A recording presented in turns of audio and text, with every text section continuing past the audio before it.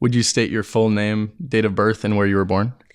Roxy Hayer-Denney / Hayer. I was born August 5th, 1943 in St. Paul, Minnesota. And what were your parents doing in St. Paul?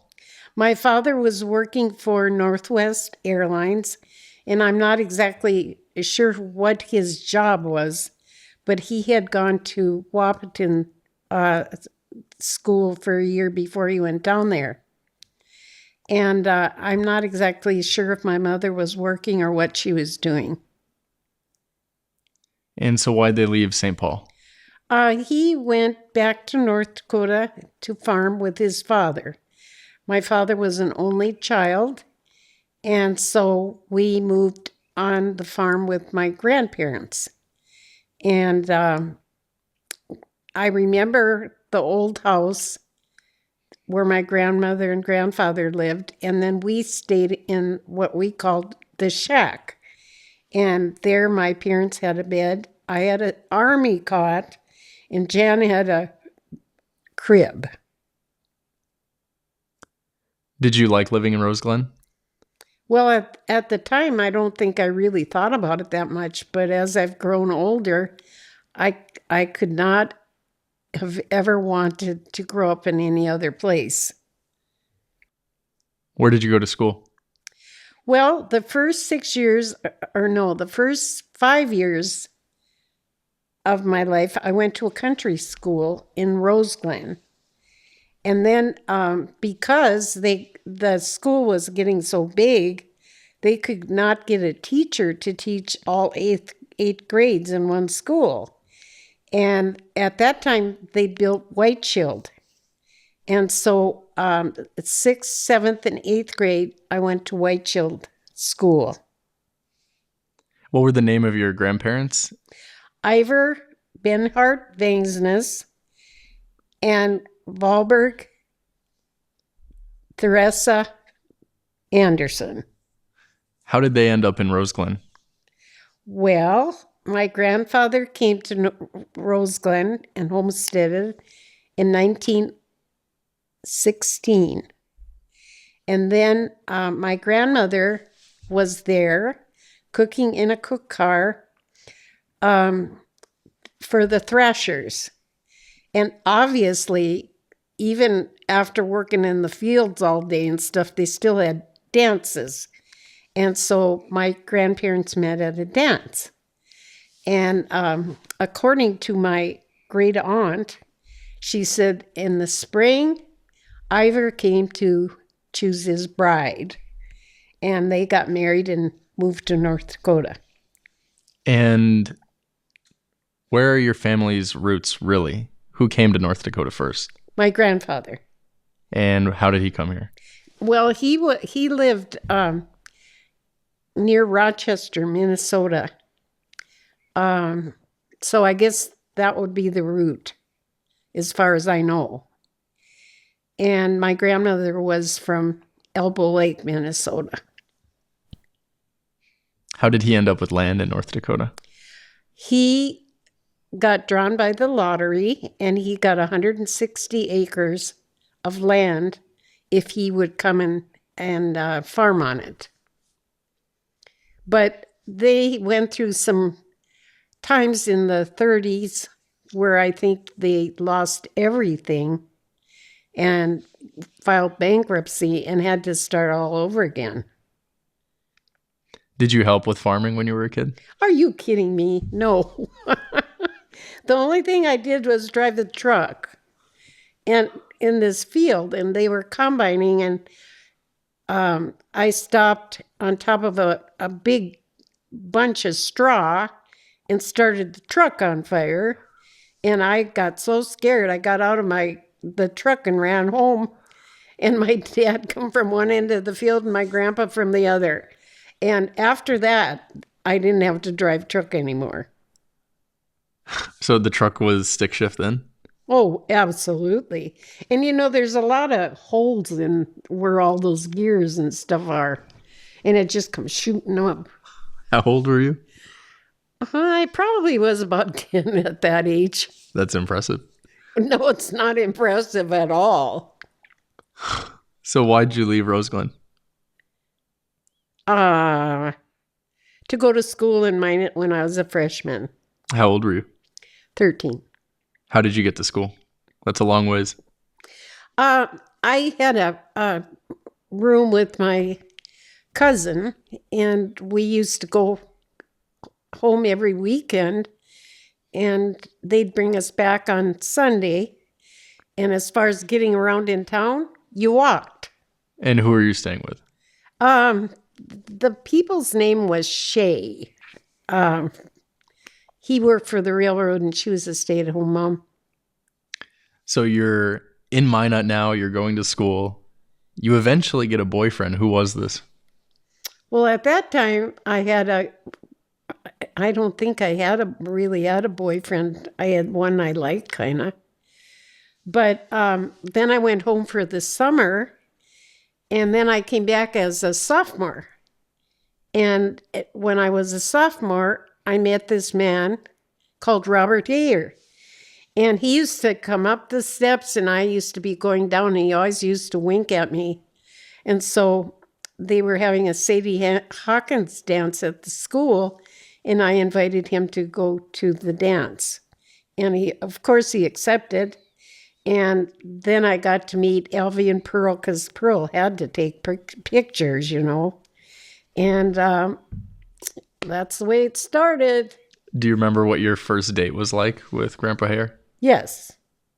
Well, I mean, I can't remember exactly, but I remember the time and stuff like that. And so then I'd go home. I went home in the summertime, but we wrote letters. And then coming back as a junior, and my sister came to town then, and we lived together. So, but anyway, we went together all through high school, and we had a nice time. We had a fun time. So you and Robert graduated at the same time from high school? Yes. What kind of vision for life did the two of you have together? Were you talking much about what you wanted in life? Yeah, at that time, women, they didn't really talk so much about careers as they do now, of course. And so I didn't really have any great aspirations of what I'd like to do or anything. But I always knew that I wanted to work in an office. And then after I went to college for 1 year, I started working for Gamble Robinson Company. And right now, that is where the Starving Rooster is. But we had a wholesale distributor, and we sold Old Milwaukee beer and Schlitz, and then plus all the groceries. And I was actually a bookkeeper there. And I worked there until I had Rondi. So let's take a step back to when you started college. Did Robert go to college with you? Yes. Where did you go? We went to Minot State. Were you both excited about that? Well, I guess it was just the normal thing to do. Did you guys make a lot of friends there? Oh, yeah. I lived in the dorm my first year at college, and I lived on the first floor, and the house mother lived on the first floor. And I'm telling you what, Jason, I was always in trouble. Always. Tell me more. I don't know. I just had a way about getting into trouble. You've told me once that you would hang out and gamble with your friends. Gamble? At least play cards, maybe? Oh, play cards. So not real gambling. No. And you guys would hang out and drink beer? Oh, that was after Robert and I got married. Okay. So we'll come back to this maybe. So after you left school, you went to work at Procter and Gamble. Gamble Robinson. Or Gamble Robinson, not Procter and Gamble. What was life like for you after this? Well, we had a lot of friends. In fact, Jan and Arnie at that time were newlyweds. And the men played softball on a team together. And afterwards, we'd buy some beer and go to somebody's house and eat or whatever we did. But we had a lot of friends that were just getting married. And your father was, your great grandfather. No, what am I to you? Yeah, it would have been your great grandfather was working at Saunders Sporting Goods. So at some point, you and Robert got pregnant and had my mom. When did you find out about your pregnancy? Oh, we were married for about 2.5 years before I got pregnant with Rondi. Was it an accident or were you planning? Oh, no, we were planning. Very happy. And so once my mom was born, things changed for you. Well, not at first.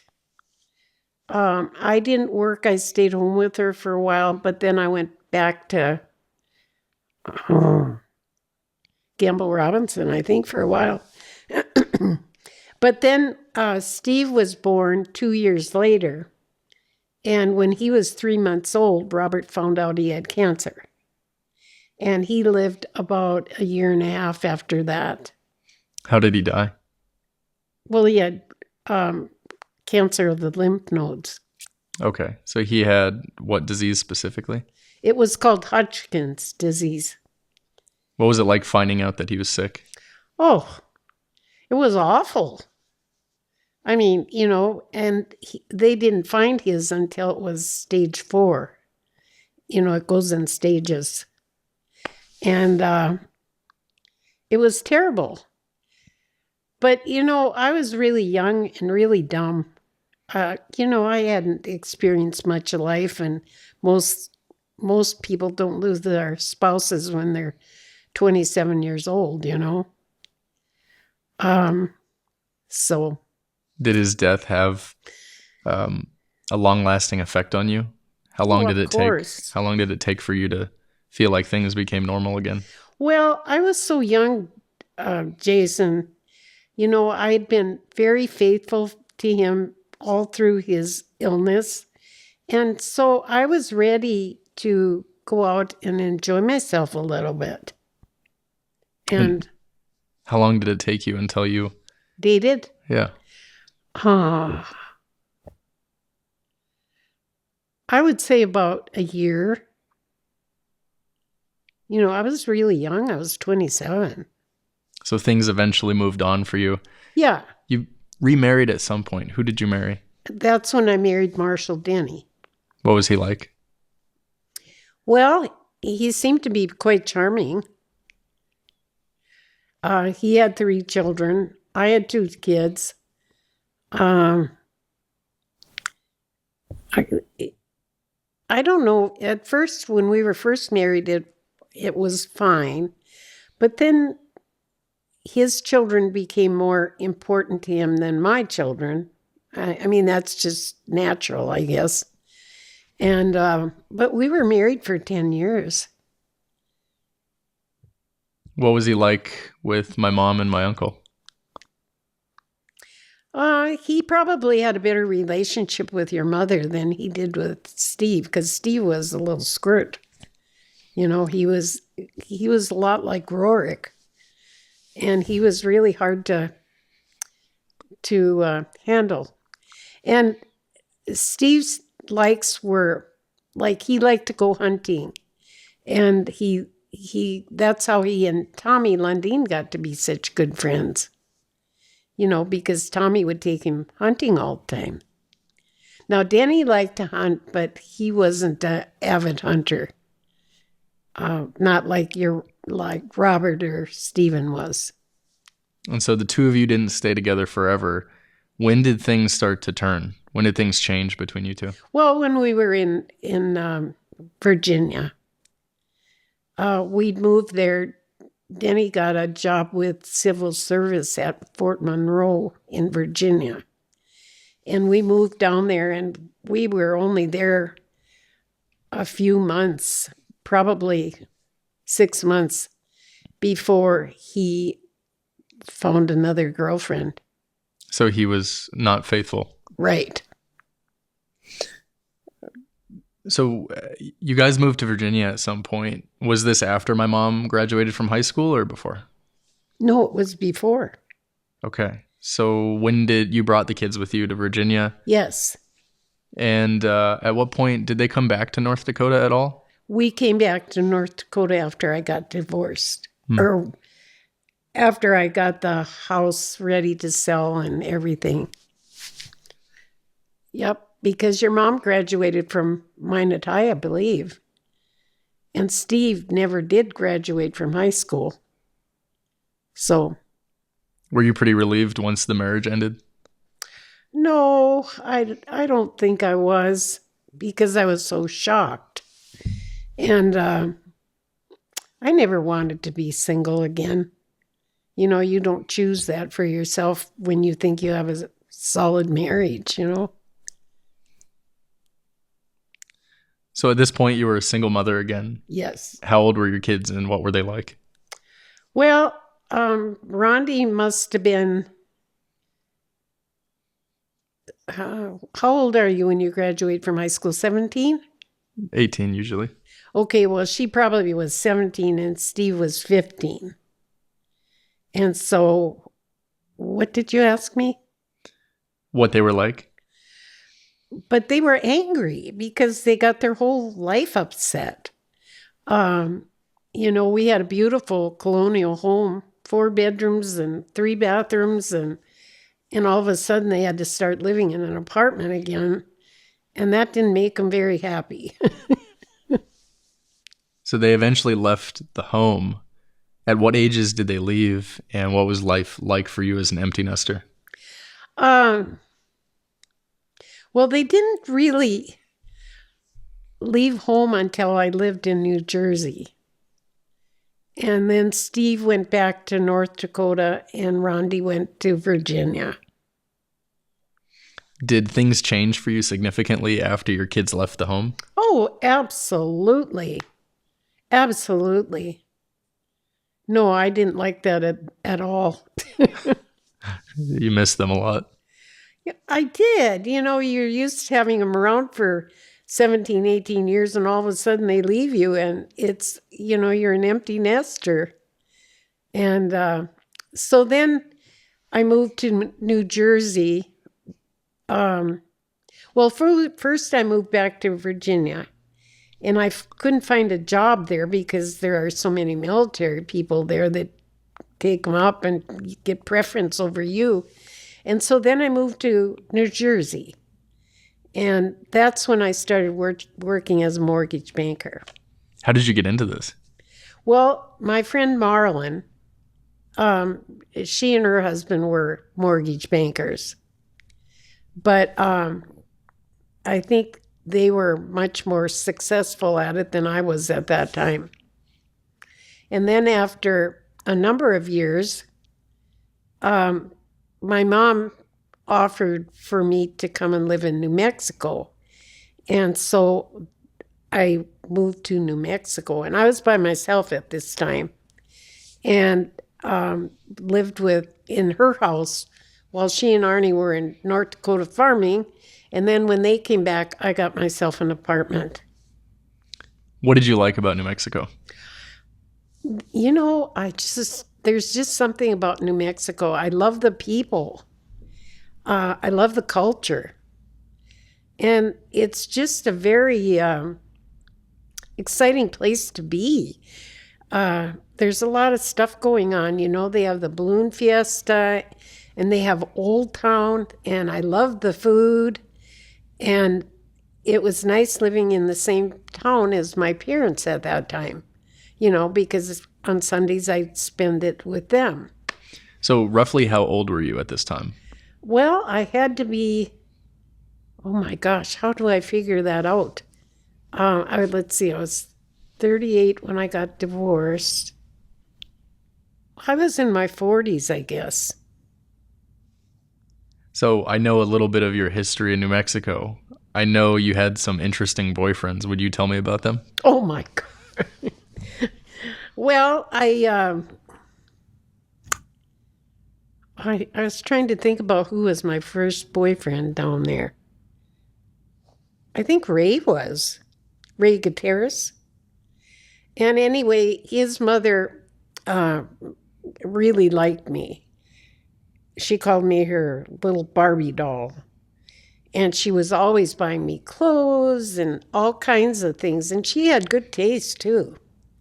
But he was kind of a Casanova. And he'd had a lot of girlfriends. And he liked his mother. And he lived with his mother. And he wasn't about to give that place up, you know.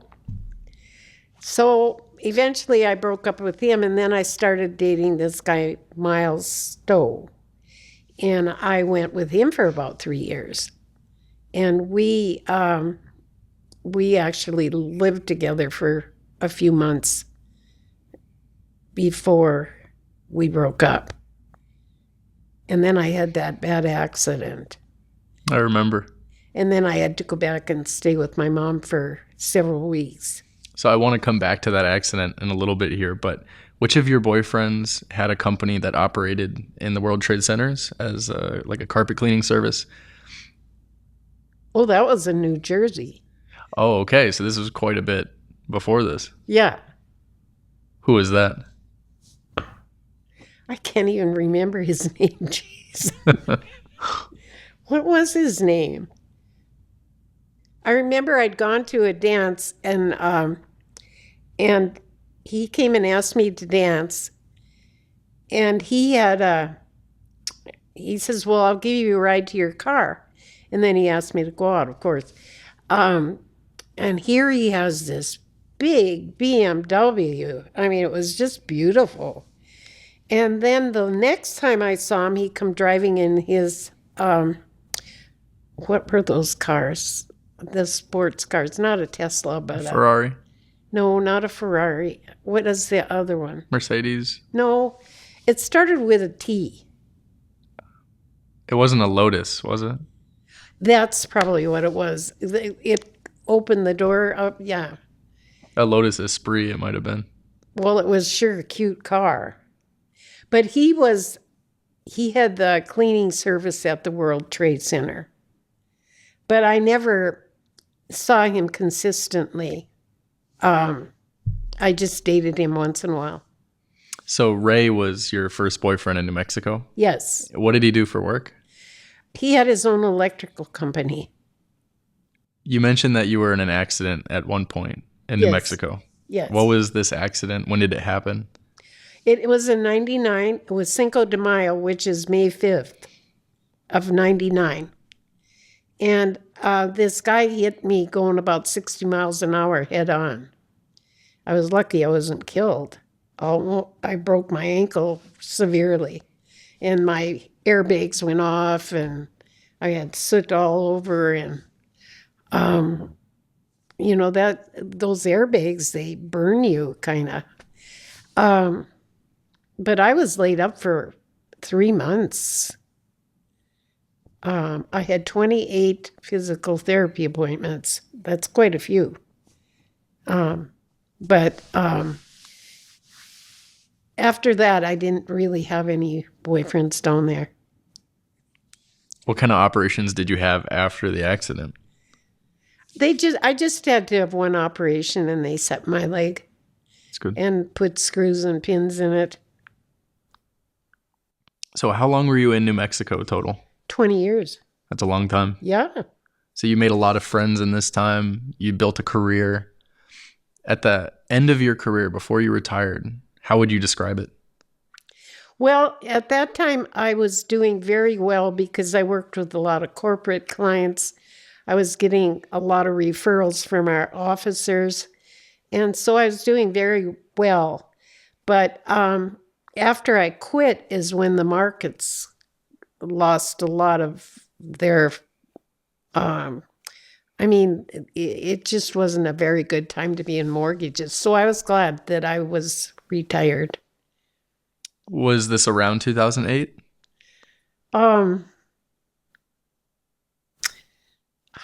Probably. But I was retired for a while and lived in New Mexico.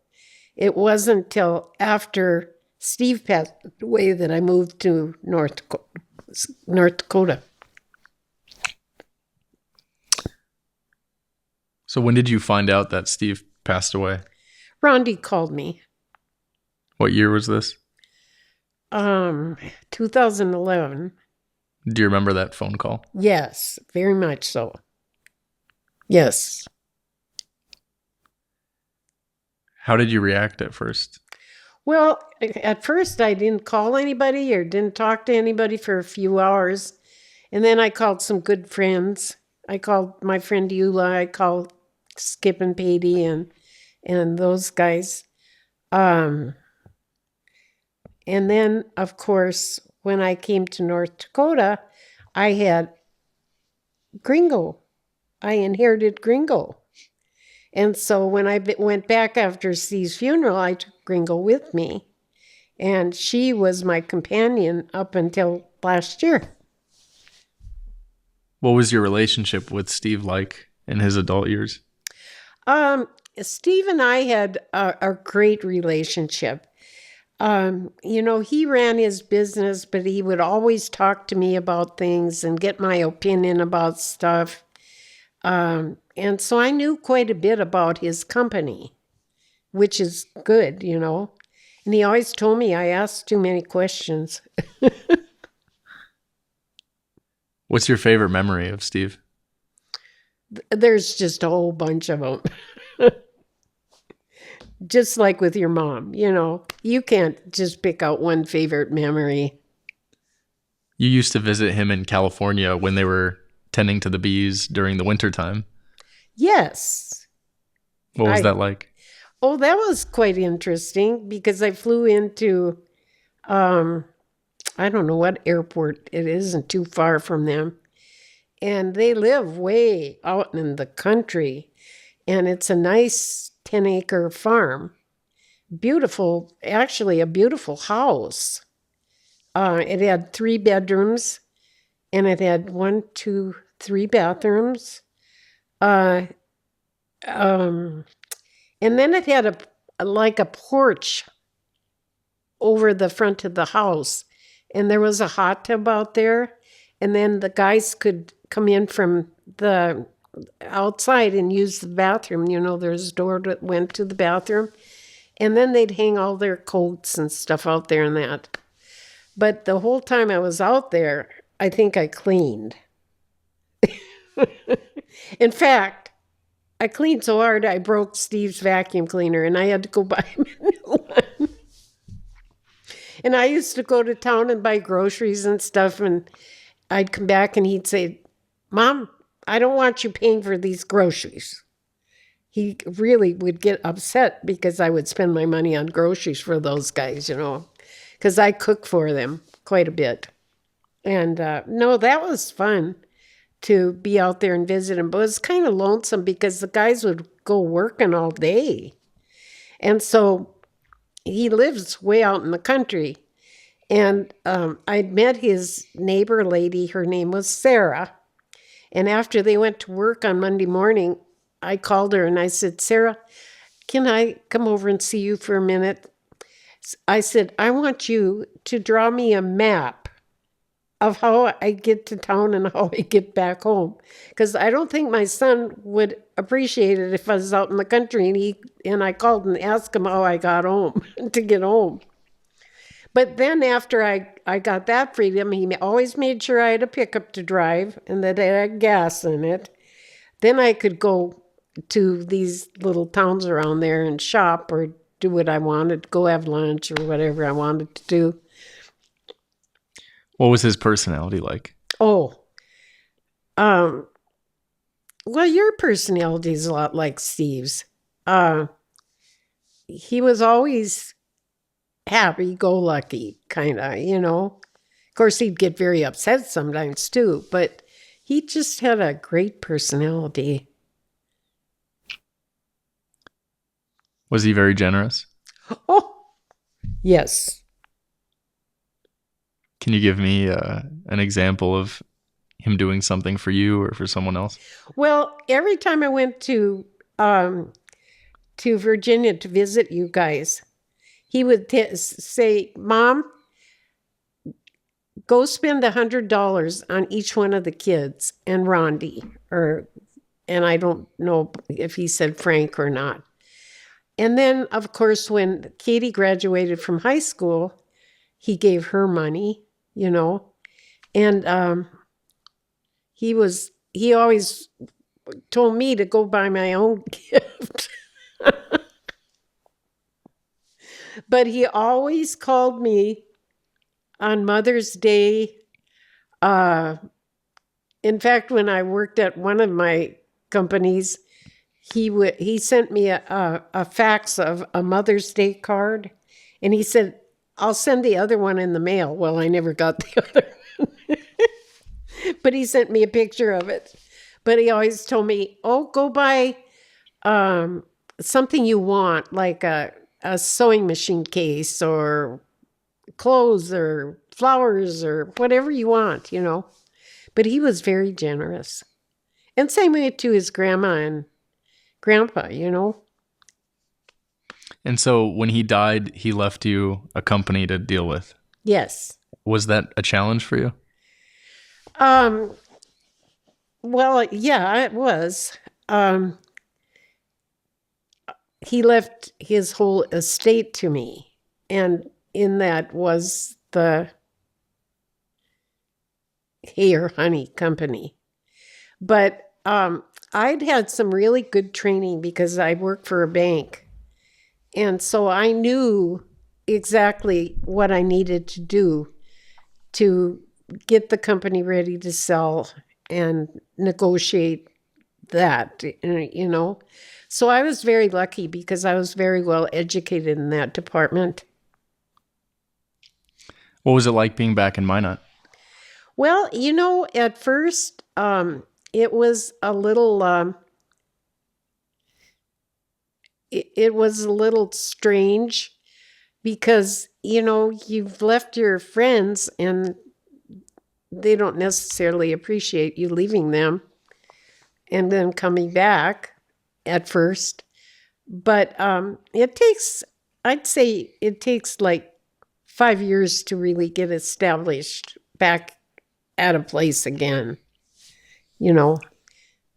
And so what was life like from moving here to today? What overall, how would you describe your time here in North Dakota?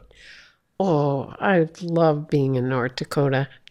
And we have such a wonderful, wonderful family. There just are so many wonderful things that have happened over the years.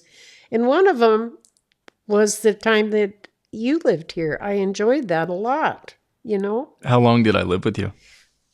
I think probably, what, a year and a half maybe or so. But I like being so close to my daughter. I'm very close with my daughter. I'm very close with all of my grandkids, I think, you know. And I just think we have a very well working family. And you kids are phenomenal. I mean, you keep in touch with each other all the time. The only one we've kind of lost is Alex, but I think you kids keep up with him pretty good, don't you? Yeah. So recently your dog Gringo passed away. Yeah. What was that like for you? It's so sad. I mean, I wake up in the middle of the night and get up to go to the bathroom, and then I'm worried I'm going to step on her, you know, and I can't quite get over that. And she was just a nice dog for me. But I'm to the age where I have a hard enough time really taking care of myself. You know, I've got a lot of, I don't really have health problems, but I have a lot of limitations as far as my body is concerned, my leg and stuff. But I'm very fortunate. I have a great family. Man, they're all worried I'm going to fall or whatever. And like we were talking the other night, everybody in this family has had COVID except me. You're very lucky. Huh? You're very lucky. Well, that's because of how careful you guys were to take care of me. I remember when you were living here, were you going to have some friends over or something? And then you and I talked about it and we decided not to do that. just for the mere fact that somebody could be carrying the bug, So, and then of course I had that replacement valve in my heart, and I thought that was going to be such a big deal, but I went in the hospital one day and I was out the next. And they had to go through my groin, and I mean, there really was not that much trauma with it. And it seems to be working good. So I'm pretty lucky, that. I think so. So I want to move on to some questions that your family members have for you. The first one is from Alex. He asks, what is your fondest memory with me, being Alex? When he was a little boy and we lived in Hillsborough, New Jersey, your mom would pick him up from the babysitter, and I had a deck off my bedroom, and I could see them drive up, and and I'd walk out on the deck, and he'd come hollering, "Dama, Dama," and I just always thought that was so cute. From me, would you say you're a romantic person? Not anymore. When you were with your husbands, would you describe yourself in that way? Oh, yeah, absolutely. You liked flowers and cute dates and movie nights? Yeah, and I just like being married. I really did. I wouldn't want to be married now, but I really enjoyed the years that I was married for the most part. From Natalie, which of your childhood memories is most memorable? Oh, I've just got a whole ton of childhood memories because I had a sister that was 22 months younger than me, and we did everything together. And, through our high school, and Arnie and Robert were good friends, and there's just a whole bunch of them. From Alex again, what is a piece of advice that has stuck with you?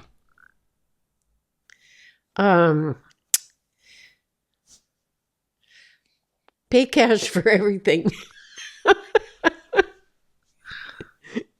From Devin, what is your biggest regret?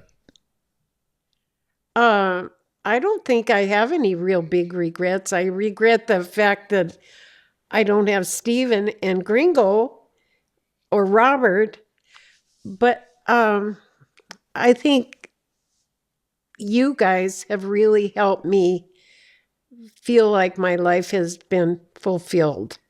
And it's because of all you kids and my great-grandchildren that I feel that way, and my daughter, of course, and Nick. From Alex, what has driven you most in your life? Not having enough money. Because I was always worried that I couldn't pay my rent or something, From Devin, what are your greatest accomplishments? My family. I don't think anything compares to that. I had a wonderful career, but that is not as important to me as you guys are. It's nice to have a good retirement, but you guys are my biggest accomplishment. From Alex, how would you describe each of your parents growing up? Now that you're an adult, do you see them differently?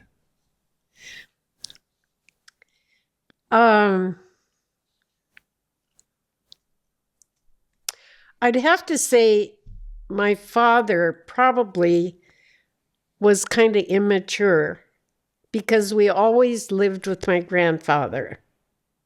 And I don't think he ever, he never completely had the total responsibility of us because we all lived together, And my mom, I think the fact that she depended on me so much in her later years, and I'm so glad that I could be there with her and for her. Because her life got to be kind of scary because she had to go into a home. And I'm glad that I was there to, when they took her there, I couldn't ride with them. I had to drive there, and I was glad that I could be there for her. For me, cheesecake or carrot cake? Boy, you're asking a tough question there. I would probably have to say carrot cake. From Alex, what would you say is your proudest career accomplishment? Proudest career accomplishment? I don't think you can ever pinpoint that exactly. I think you have to take the overall look at your total work history, because all of it contributed to the money I get now from Social Security and from retirement. Is that a good enough answer? Yeah. I mean, you can't really pinpoint which months you did the best, or I can't at least, because I worked strictly on commission. And I would say it's a culmination of my work history. For me again, iPad or MacBook? Oh, MacBook, I think. From Alex, if you could write anything on a billboard for everyone in the world to see, what would it say?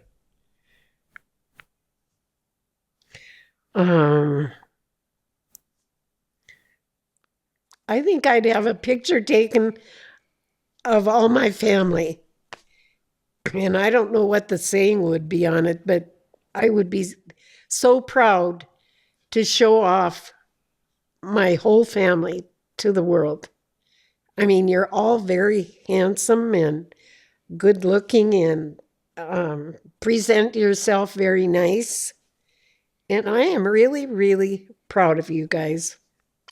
I'll ask a variation of that question. If you had to send a message to all of your descendants, every single one of them, what would it be? Are you talking about you kids now? And Us, our children, our grandchildren, or even just the people of the world 500, 1,000 years from now?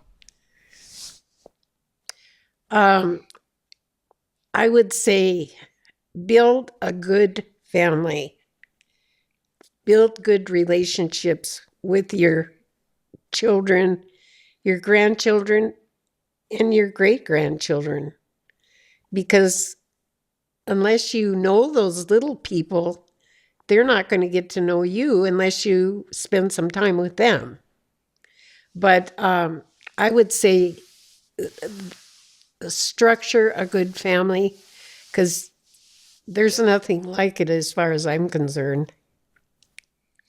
From me again, do you believe in anything that most people don't?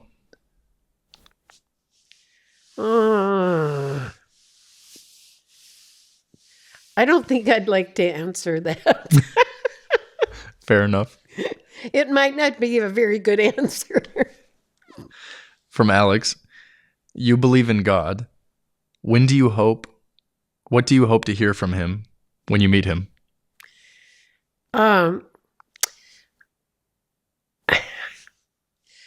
I just, in my heart, feel that I'm going to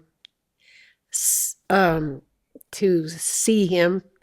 And just like Rondi and I were talking one day, maybe I'll get to see Gringo again, and Steve again, and my dad, and everybody that was so important to me. And it's not something tangible, but it's called faith. And so when you see Steve, Robert, and the rest of your family members, do you know what you would say to any of them? Well, I've always felt like since Steve left me his company that I'd have to be accountable to him when I saw him and say, "Hey, I didn't wreck your company." That's good. And as for my dad, I mean, I would probably just tell him how much I loved him. My grandfather, I'd probably tell him that he was probably one of my favorite people in the whole world. My mother, I would thank her for all she did for me. And my grandmother, I don't know exactly. She's been dead for so many years, I don't know exactly what I'd say to her. From me, why are you proud to be an American?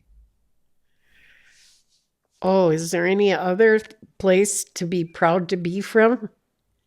I just, so many times as I've gotten older and more mature, I think of how fortunate I am that I was born in America. The other thing is I feel very fortunate that I was born in North Dakota and raised in a community where, you know, you felt loved and cared about. And there was just a lot of love in our community for everybody. And I think that's so important. And I loved our church out there and all the people that I associated with. Of course, I couldn't wait to get away from them all and go explore, which didn't turn out too good, I guess. So from me, if you could go back in time, as far back as you want, to meet anyone, who would it be, why, and what would you say to them? Well, I'd go way back to when I was probably 2 so that I could talk to my dad, my grandpa, and my grandma. And I don't know if I'd have anything very interesting to tell them, but like I said, the one I feel like I'm always going to have to be accountable is to Steve. Let's go even further back. Okay. Think of a historical figure. Is there any you would like to meet? Oh, I would have loved to meet Abraham Lincoln. I think that was, you know, it was such a change in our country. That part, I don't think I'd like all that killing and stuff. The other thing that's all I used to wish for when I was younger is on these plantations that they had these big balls and parties and stuff. I always thought it'd been so much fun to go to one of those. If there were a medicine you could take that let you live longer, how long would you live and why? Well, I thought about that recently because, you know, Brantley is such a nice young hockey player. And I feel sad that I'm not going to get to see him materialize. And then like Evie and Easton and Rorik and Lila. And I would just like to see how you kids turned out, you know, because I've got great aspirations for you, Jason and Devin and Alex. And I just want you to be happy, though. That has to be the most important thing. If you could have one wish to be granted, what would it be? Oh. You know, Jason, I don't really wish for anything. I have everything I need and almost everything I want. I've got decent health. I've got a loving family. I don't even know what I would wish for. Would you wish for something for someone else? Oh, absolutely. Better health for so many people because there are so many people suffering. But fortunately, it isn't any of us right now. Is that wrong? I don't think so. Okay. Well, thank you for doing this. Is there anything else you would like to add for the record?